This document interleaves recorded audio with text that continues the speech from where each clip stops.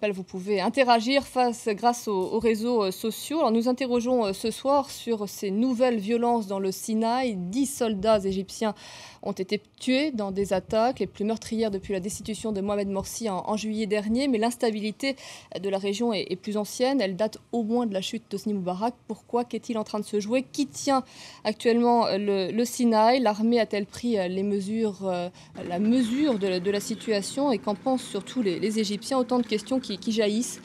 Et nos invités sont là pour accompagner notre réflexion ce soir. Je vous remercie beaucoup de nous avoir rejoints sur ce plateau en ce 20 novembre. Tout d'abord, m'accompagne David Rigoulet-Rose.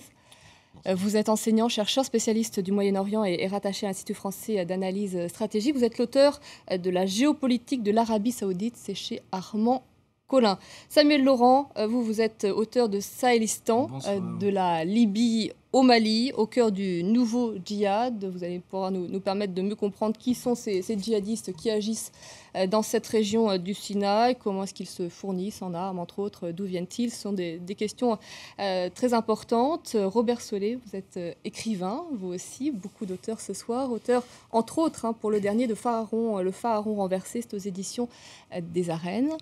Et puis Ahmed Akay, bonsoir, vous êtes journaliste à France 24, égyptien, et vous rentrez d'Égypte, donc vous allez pouvoir nous parler de la société égyptienne en ce moment. Nous sommes en ligne depuis le Caire avec Samuel Fauré. Samuel, bonsoir, vous êtes correspondant pour le Journal du Dimanche et vous avez effectué plusieurs reportages dans le Sinaï.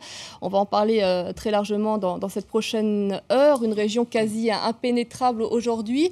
Est-ce que vous pouvez nous permettre de mieux comprendre quel est le quotidien aujourd'hui des habitants dans le Sinaï face à cette résurgence de la violence? Alors, le quotidien n'était pas brillant avant la chute de Hosni Moubarak, il est encore pire depuis. C'est à peu près commun à toute l'Égypte, donc il y a une poussée démographique. Mais les Bédouins ont largement été mis de côté de la croissance économique du pays et il y a eu toute une jeunesse désœuvrée au chômage. C'est une jeunesse dont parmi les Bédouins qui sont donc la population majoritaire au Sinaï. Et depuis la chute de Moubarak, en fait, ce qui s'est passé, c'est que la police s'est réfugiée dans les casernes. L'insécurité a donc augmenté en flèche, mais l'insécurité a aussi augmenté. Et les opportunités sont devenues aussi plus nombreuses pour tous les trafiquants, tous les bandits qui peuplent le Sinaï. Alors des trafiquants d'armes, des trafiquants de drogue, des trafiquants d'êtres humains aussi, des trafics interfrontières, notamment avec Gaza, tous ces tunnels qui passent sous la frontière entre l'Égypte et la bande de Gaza, et donc qui ont permis pendant plusieurs années aux Gazaouis de survivre. Mais effectivement, donc c'est un quotidien qui est très difficile, et depuis la chute de Morsi, l'armée mène une opération très sévère au Sinaï et qui continue encore aujourd'hui, et avec des répliques dont on voit les effets, dont on a vu les effets hier. Et on a l'impression que les Bédouins se sont pris en otage d'une certaine manière entre les djihadistes et les militaires en face. Alors, les militaires ont eu beaucoup de crédit auprès des Bédouins pendant très longtemps. Les Bédouins ont souvent eu des problèmes avec la police égyptienne, une police très corrompue qui posait beaucoup de problèmes aux Bédouins.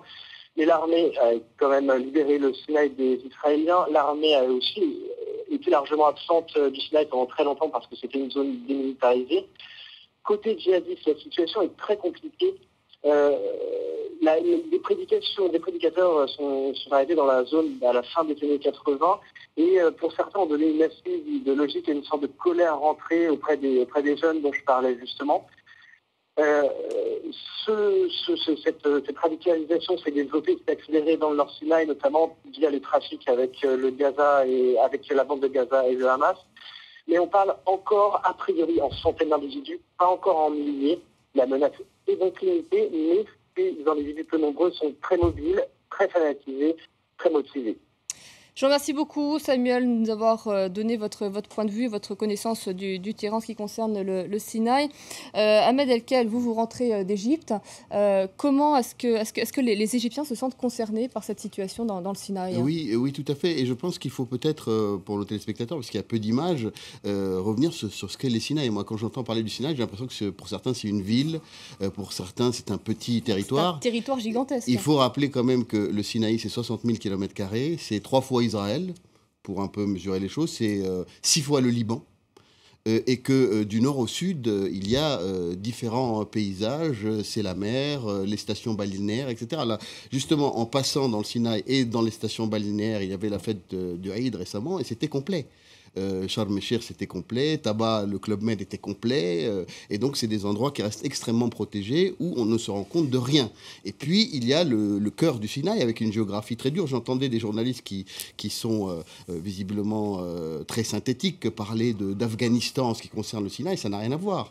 Il n'y a pas de mer en Afghanistan. Ce n'est pas le même climat. La montagne en Afghanistan, c'est 7000 mètres. Là, c'est le mont Sinaï. Il arrive à peine à 2000. Donc, ce n'est pas du tout la même chose. Il faut des motifs géographiques. Il faut éviter les raccourcis. Oui, mais en même temps, même pour l'idéologie, je veux dire, aujourd'hui, c'est une région, les attentats et les problèmes de terrorisme sont quand même dans une zone géographique relativement précise. Ça se passe souvent à El Arish, au nord du Sinaï. C'est pas loin de la frontière avec Gaza, avec Israël, et que le reste de la région, effectivement, les terroristes peuvent s'y cacher parce qu'elle est montagneuse, parce qu'elle est rocailleuse, parce qu'elle n'est pas contrôlée, parce qu'il y a peu de monde par rapport à la masse, au grand nombre de kilomètres carrés, il y a 400 000 habitants dans le Sinaï, mais encore une fois, il faut analyser les choses à leur juste mesure et savoir où se passent réellement les violences. C'est près d'Al Arish, et ceux qui ont été visés, ce ne sont pas...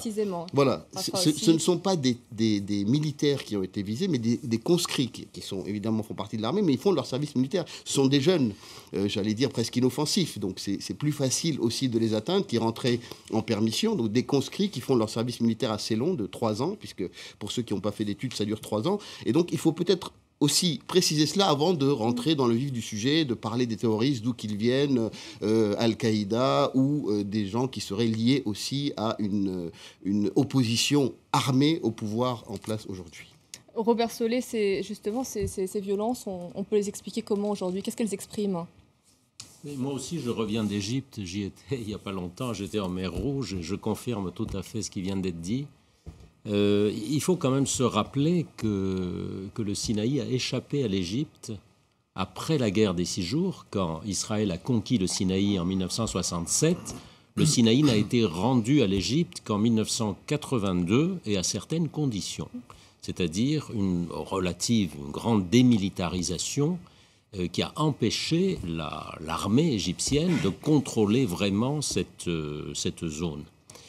Et alors là, il y a aujourd'hui une conjonction, évidemment, c'est une zone, comme on l'a dit, stratégique, parce qu'elle borde Israël, Gaza, parce qu'il y a du pétrole, parce qu'il y a des conduites des gazoducs, parce que les Bédouins ont été négligés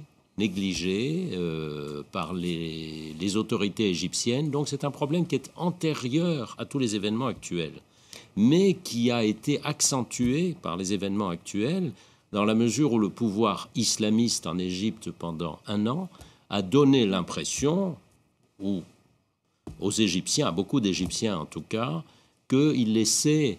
Il y a eu des libérations de prisonniers islamistes. Puis il y a eu aussi des négociations avec les Bédouins, il y a eu des discussions, des liens qui se sont noués. Il y a eu même des rumeurs, des accusations extrêmement graves. On a soupçonné les islamistes de vouloir installer des Palestiniens dans le Sinaï. Ça a été une des raisons de conflit entre l'armée et le pouvoir islamiste.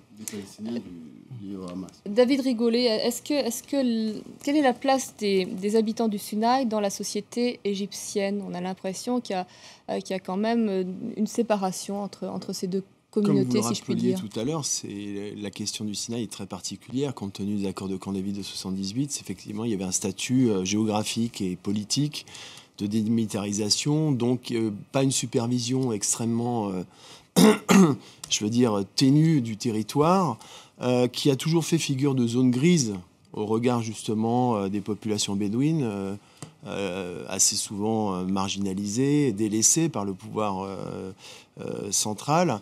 Et le problème, c'est que là, la zone grise est potentiellement en train de se transformer en trou noir. Ça s'est accéléré avec la dynamique du printemps arabe, l'avènement de la présidence Morsi. D'ailleurs, on a évoqué l'ambiguïté qui avait pu être celle du président Morsi par rapport justement au risque d'Al-Qaïda dans le territoire.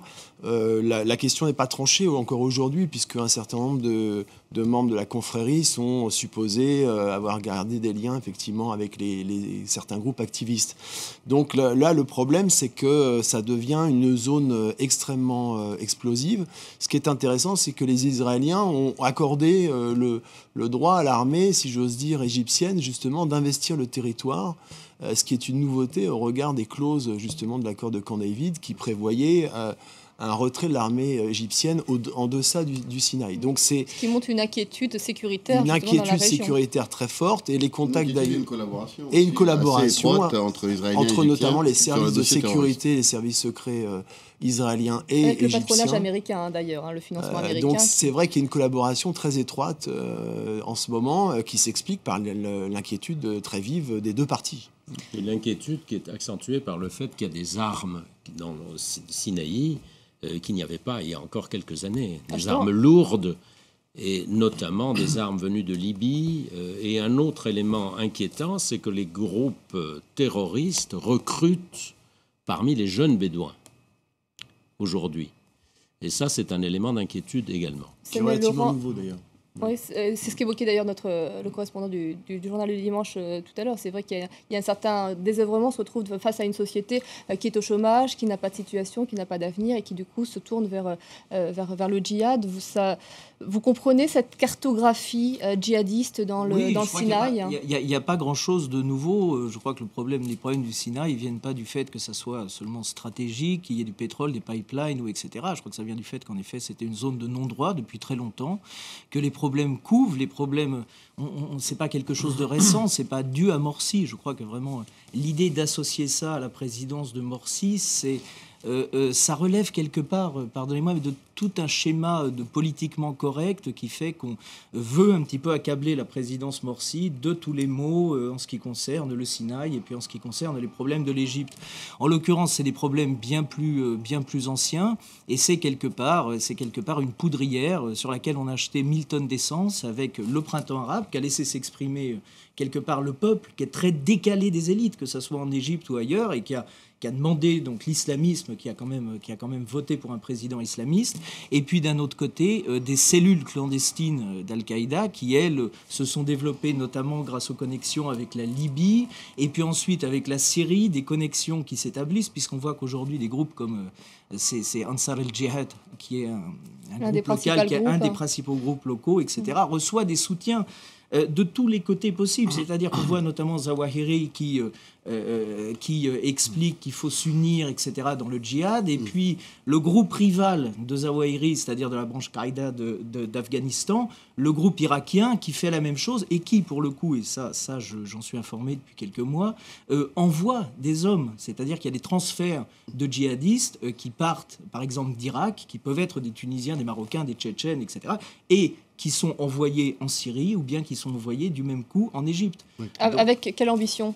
Avec la même ambition que dans toutes les guerres de djihad qui peuvent être menées, d'imposer à savoir son idéologie. Imposer un califat, une version plus ou moins claire du califat, mais en tout cas pour l'instant affaiblir clairement les forces de l'armée qui sont détestées, qui sont honnies. Je crois qu'aujourd'hui il faut quand même bien voir un truc, c'est que on a avec ce putsch militaire, parce que c'est un putsch militaire, on a quand même asséné une formidable claque dans la figure du peuple arabe en général, à qui on a dit, bah voilà, vous pouvez avoir des élections, et puis quand 1 million de personnes sur la population de toute l'Égypte s'est mis à sortir dans la rue, on a avalisé quelque chose qui n'a aucune légitimité. Et dans un pays où, en effet, et dans une zone, a fortiori le Sinaï, où, je veux dire, il y avait une telle tradition, quelque part, islamiste, on a véritablement jeté une tonne d'essence sur un brasier qui pouvait de très longue date effectivement d'éventuelles actions. Ahmed, vous Alors, juste sans évidemment mettre tous les mots de l'Égypte sur Morsi, on peut quand même s'étonner de voir que durant la présidence, il n'y avait pas d'action terroriste de cette envergure et que dès que Morsi a été destitué, comme par enchantement, ceux qui étaient en congé sont sortis de leur année sabbatique. On peut difficilement lui reprocher de ne pas avoir eu une année sans terrorisme. C'est plutôt pas mal quand même. Je termine là-dessus. Et comme par enchantement, dès la destitution, il y a un certain nombre d'actions terroristes sans se réclamer forcément des frères musulmans, en tout cas dans un certain nombre de prises de position claires et publiques. On dit c'est évidemment à cause de cette destitution, le fait d'avoir écarté Morsi, que nous menons des actions violentes. Le fait que Al-Qaïda, en tout cas les organisations se réclament d'Al-Qaïda, c'est quand même nouveau en Égypte, même si on peut parler d'une insécurité sur le plan global dans le Sinaï, et le fait que les Bédouins aient été ignorés, comme l'a très bien dit Robert Solé. Il y a quand même une vague terroriste en Égypte sans précédent qui a suivi la destitution de Morsi.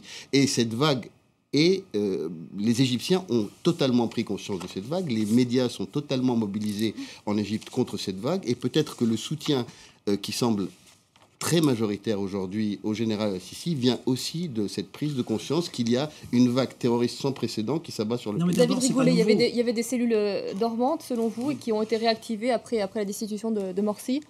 Il y a une quinzaine de groupes qui est opérationnel dans le Sinaï.